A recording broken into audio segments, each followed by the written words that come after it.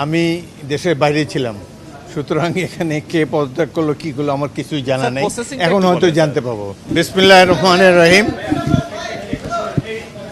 আমি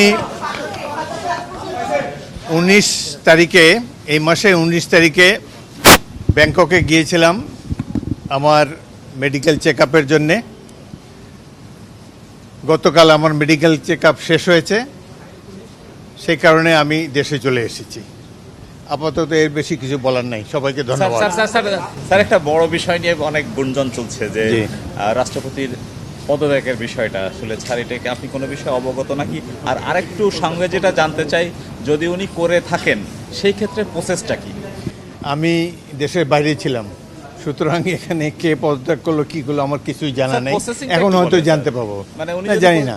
মানে স্যার কি, যদি রাষ্ট্রপতি যদি পদত্যাগ করেন তাহলে স্পিকারের কাছে পদত্যাগ করবেন এবং আগামী 90 দিনের মধ্যে জাতীয় সংসদ একজন নতুন প্রেসিডেন্ট নির্বাচিত করবেন। এই হলো সংবিধানের পজিশন।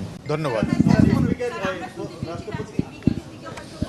আপনারা যেরকম শুনেছেন আমি সেরকমই শুনেছি। এটা তো অনুমান নির্ভর প্রশ্ন, সুতরাং উনি কি করবেন না করবেন আমি জানি না। রাষ্ট্রপতি দেশের প্রথম ব্যক্তি। আসার কথা ছিল 26 তারিখে। স্যার, আপনার ফেরার কথা ছিল 26 তারিখে, কিন্তু আপনি 2 দিন আগে। জি, আমার একটু ব্যক্তিগত কাজ আছে।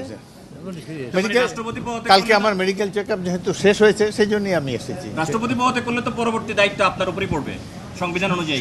এটা একটা ট্র্যাডিশনালি বাংলাদেশের সংবিধানে লেখা আছে, যখন রাষ্ট্রপতি পদত্যাগ করে তখন অ্যাক্টিং স্পিকার হিসাবে, অ্যাক্টিং রাষ্ট্রপতি হিসেবে স্পিকার দায়িত্ব পালন করেন।